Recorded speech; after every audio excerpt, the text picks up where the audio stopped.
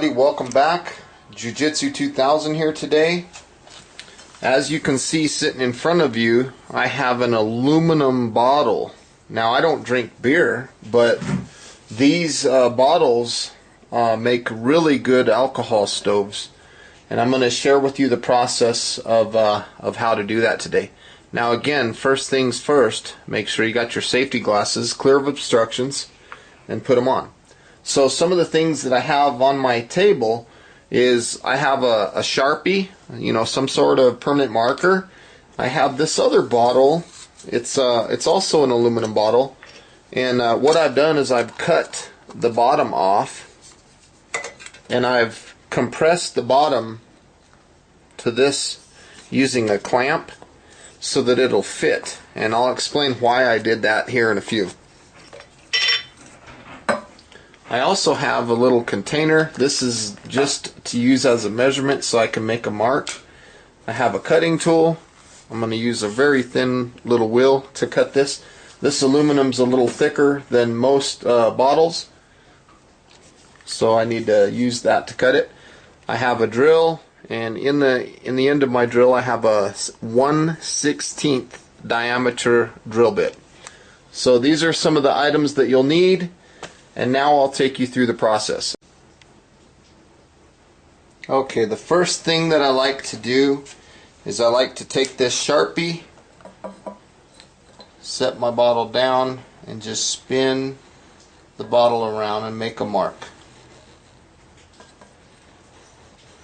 Now this Sharpie's kind of running out of ink, but nonetheless you can see that I've marked the bottle where I need to cut. The next thing I want to do is I want to flip it over and make another mark here. Same thing.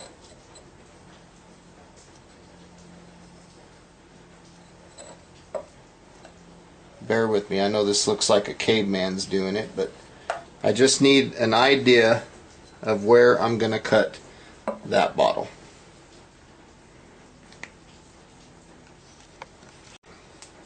Okay, so now I'm going to take my earplugs and my little cut-off tool here, and I'm just going to cut the bottle all the way around on those marks that I made.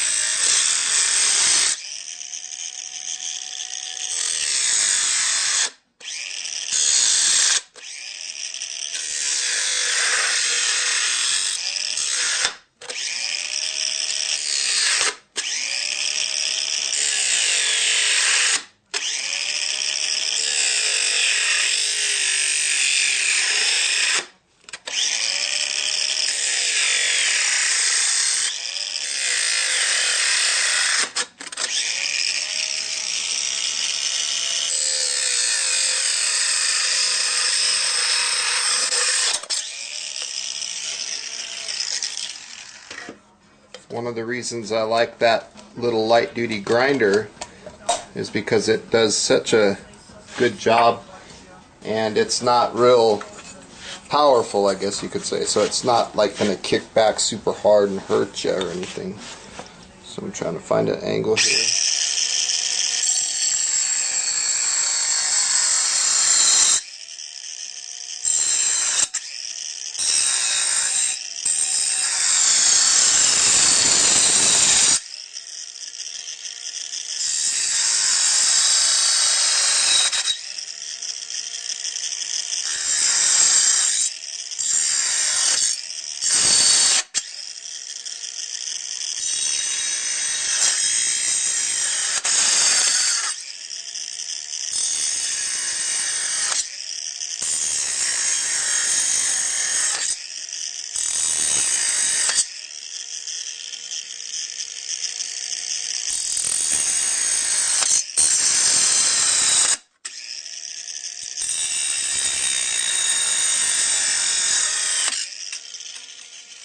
Okay, so there we have it.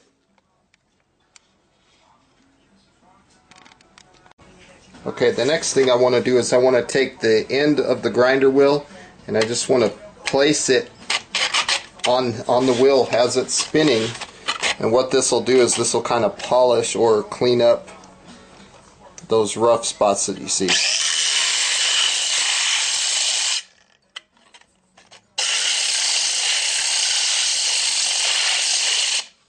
And it'll leave little burrs behind, but we'll get to those in a second. Main thing we want to do is get a nice clean fit here.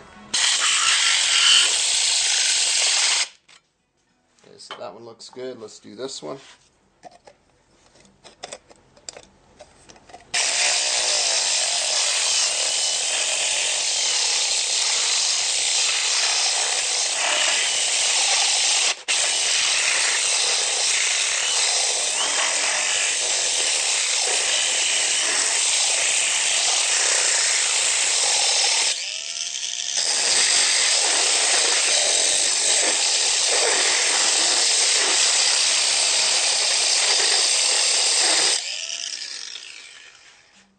And that looks good. Okay, the next thing I like to do is on the inside of these little pieces of aluminum, you can see all these little burrs. So any kind of, whether it's a screwdriver or anything, you just need something to go in there and remove those burrs. You can use a utility knife, pocket knife, piece of wood, anything. Piece of glass, you know, just something that you're not going to cut yourself with, but you want to just remove those burrs on the inside.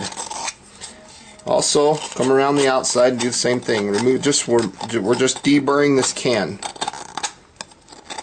And it's not really hard to do because all that aluminum is loose and it's just needing to be knocked off, really. You know, just to where it's smooth to the touch. Don't get too crazy because it's not, you know, it's not that big of a deal. Just need to clean it up a little bit. Okay? So just like that, nice and clean. Do the same thing with this one.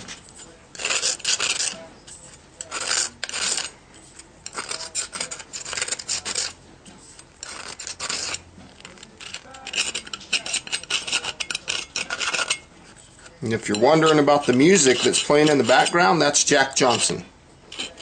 One of my favorite artists. Love his music. I think he's from Hawaii.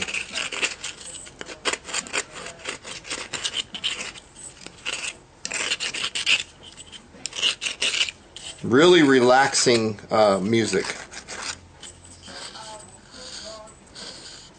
So there we go.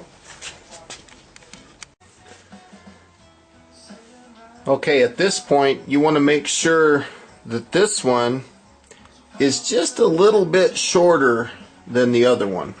Okay, so this one just a hair shorter. That's going to be important when we put this together.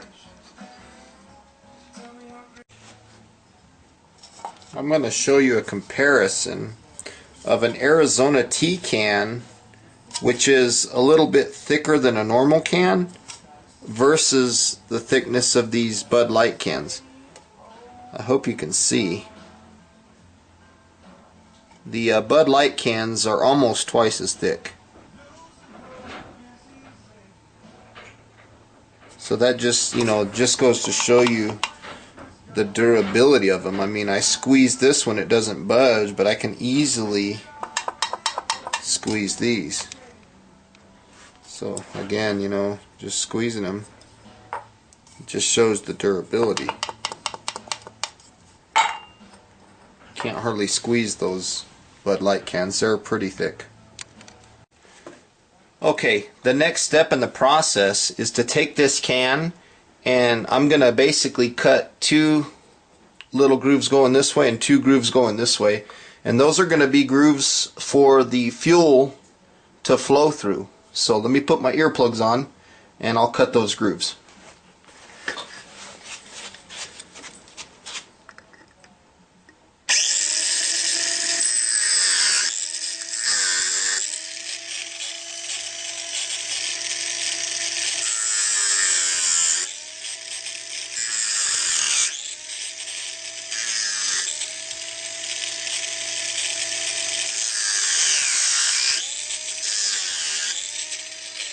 So that's all we need for the grooves.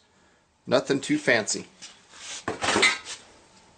So from here, I'm going to go ahead and take my little tool and knock the burrs out again, just like I did on the other part, just to get rid of the burrs.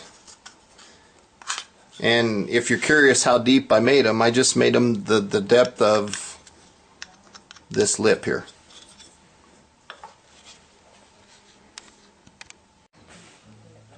Okay, now it's time to put these pieces together.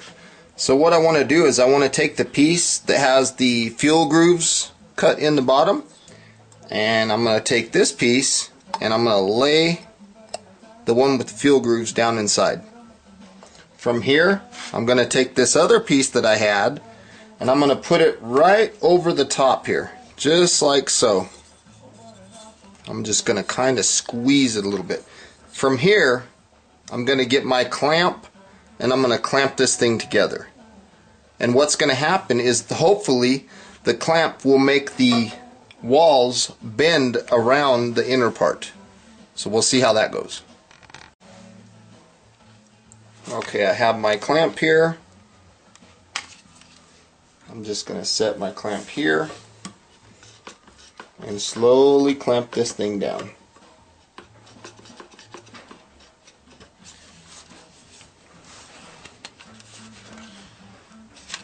It's going to take a little bit of effort. I don't want to make it too hard, and I'm just kind of releasing and pushing and releasing and pushing. Just trying to get this thing clamped down. Let's take this off and look at it and see. Okay, good. Now we're starting to roll. See the aluminum starting to roll around? That's exactly what we want. So let's just keep doing it.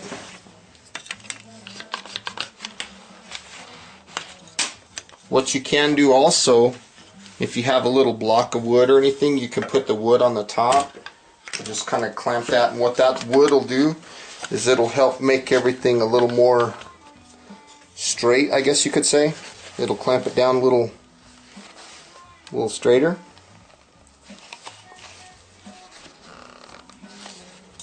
Let's take a look. See how it's kind of rolling? That's exactly what we want. We're going to have to go a little bit more and get a little more roll out of it. This is the hardest part.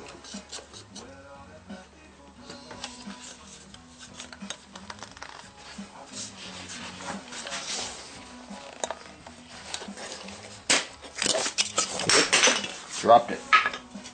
Let's take a look. Starting to look good. A little more and we're almost done.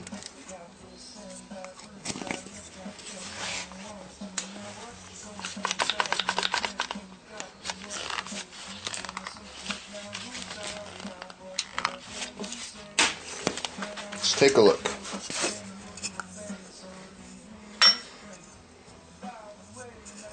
Looks good. We have a nice little roll.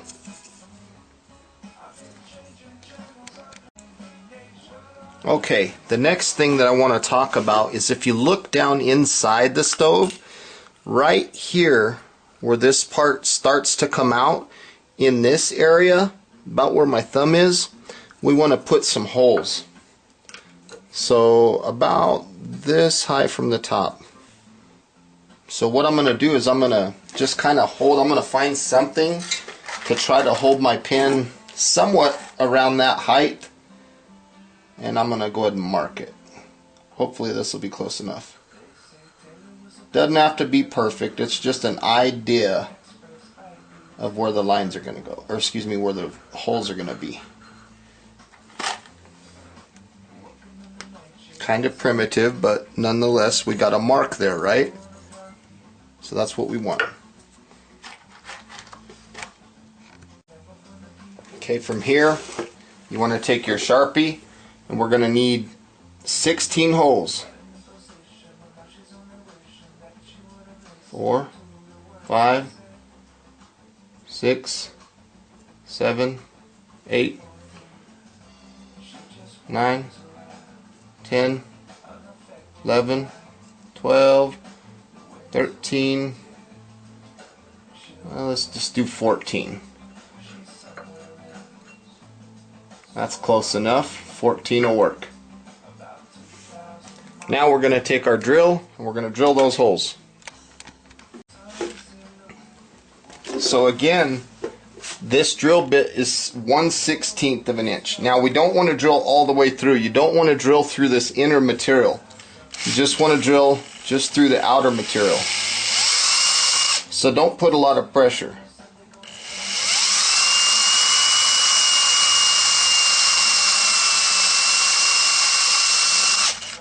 So I'm going to go ahead and drill all these, and I'll be back when the drilling is done. Actually, I'll do a couple more here.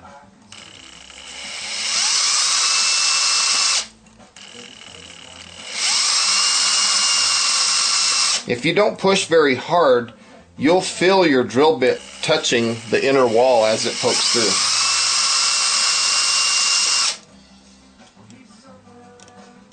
Now, I'm not going directly on my marks. I'm trying to make them spaced about the same distance from each other.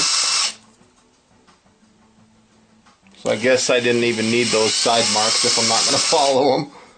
But anyway, you get the point, right? So you want around 16 holes.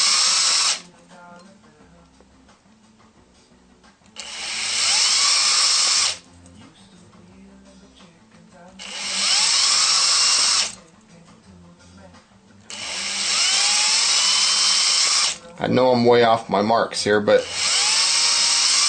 like I said, I'm trying to keep them spaced the same. So now we've got all our holes drilled. Let's take a close-up look at that. Looks good, doesn't it? Okay, at this point I'm going to take a little bit of denatured alcohol, put it on a rag, and I'm going to wipe the stove to get rid of all this ink.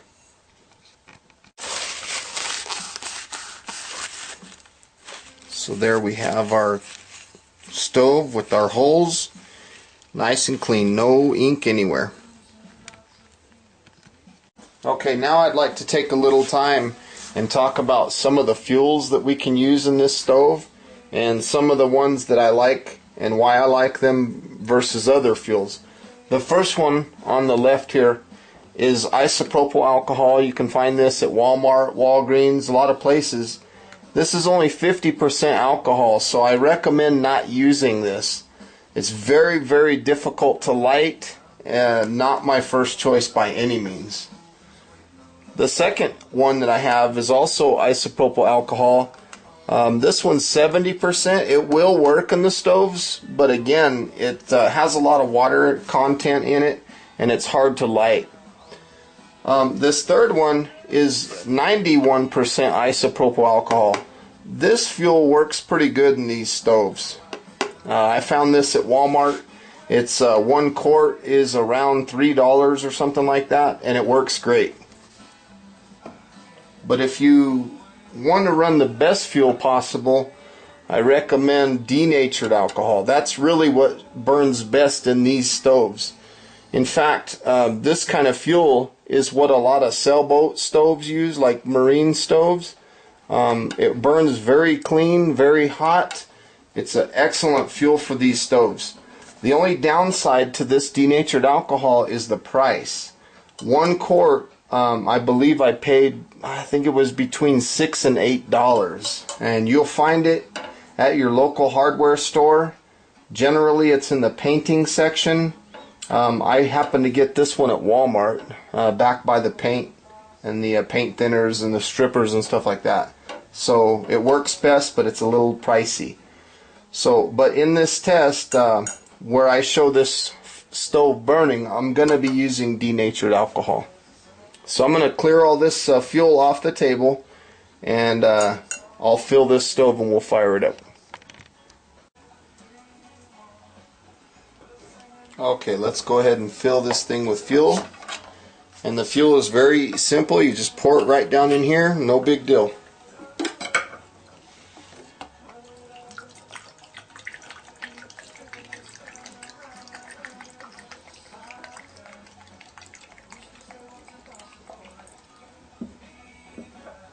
Don't worry if you spill a little bit on your table. The alcohol It's not a real high flashpoint type fuel. So it's not like Coleman fuel where it's going to just go crazy or anything. So this will burn off real quick. And what we have to do now is we have to wait for this stove to prime. And what I mean by prime is I mean the aluminum has to get hot, because between the outer walls of the can and the inner wall, it's going to get hot, and that fuel is going to boil in between those layers of aluminum, and that boiling process turns that fuel into a gas, and that gas will come out these ports, and that's where our flames will be. Now, because the lights are on, you can't really see that it's lit, but it is. It's a very blue light, so I'm going to go ahead and kill some of these lights, and we'll take a look at this thing in the dark.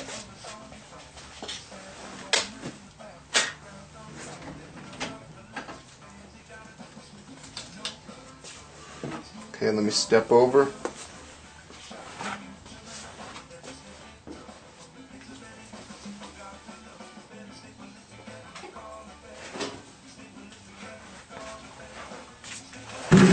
One more light here.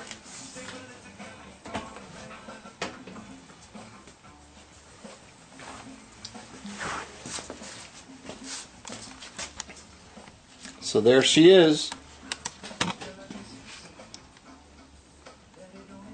Cool thing about this stove design is you can set your pot for whatever you're going to cook right on top of the stove. So if I was going to cook, boil some water or something, I can put my pot right here.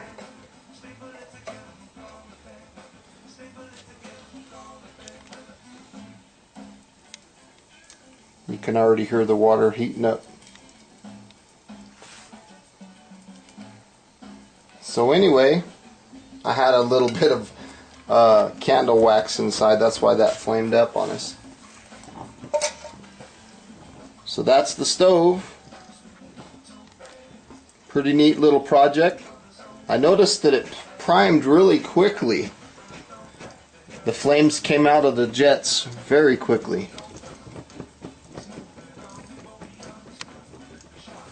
So anyway, I hope you enjoyed this video. Hope you found some good useful information here. Feel free to leave comments, feel free to subscribe, and again, thanks for watching. Have a good day, everybody. Bye bye now.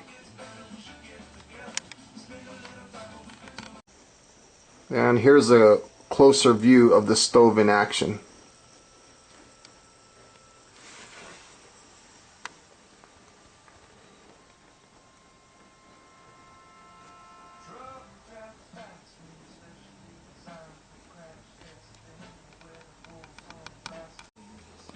Okay, one more thing that I forgot to mention is how do you kill the stove?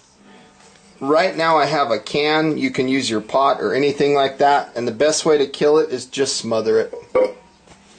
Just take the oxygen away from the fire and the stove will go out very easily. So again, thanks for watching. Feel free to leave comments, feel free to subscribe, and appreciate it. Have a good day, everybody. Bye-bye.